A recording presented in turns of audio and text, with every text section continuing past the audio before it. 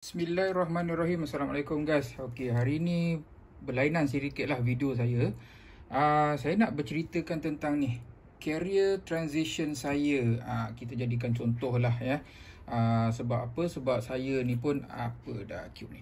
Okey, sebab saya pun mengajar untuk subjek career counselling. So saya nak bagi tahu dengan student-student saya tentang apa itu career transition dan macam mana seorang counselor ni dia boleh buatkan program-program ataupun plan, intervention plan kepada klien-klien mereka. Okey, saya ni graduate daripada UiTM, degree in law pada tahun 2000. Okey, daripada tahun tu degree in law lah. Okey, dan saya bekerja di sebuah legal firm di Shah Alam. Okey, ini kerja pertama saya lah.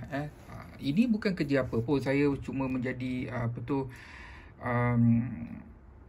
clerk saja, kerani conveyancing clerk dekat legal firm ini. So pada tahun 2001 saya bekerja di sebuah syarikat bernama Excelnet Sdn Bhd di Cyberjaya. Okey, ini adalah syarikat buat design aerospace, alright. Dan saya bekerja di sini sebagai seorang HR personnel. Saya bekerja sebagai officer dulu, HR officer lah. Kemudian alhamdulillah kenaikan dan pada tahun 2007 jawatan akhir saya adalah sebagai HOD HR di syarikat tersebut. Dan bila syarikat ini ditutup, saya pergi pula ke sebuah syarikat bernama SME Aerospace di Sungai Buloh. Waktu ini saya bertugas sebagai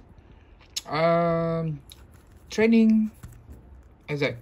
Okey, saya bertugas sebagai training executive dan saya mendapat tawaran pada tahun 2009 di syarikat yang sama sebagai seorang safety and health officer. Ini dia punya turning point dia lah. Saya menjadi seorang safety and health officer actually sehingga tahun 2023. Ya. Nampak daripada tahun 2000 dah masuk tahun 2009. And then saya masuk juga kerja di sebuah syarikat bernama dekat Shah Alam jugalah, dekat Shah Alam. Selama beberapa bulan sajalah, rasanya 4 hingga 5 bulan. Lepas tu saya masuk kembali ke SME. Ni masuk balik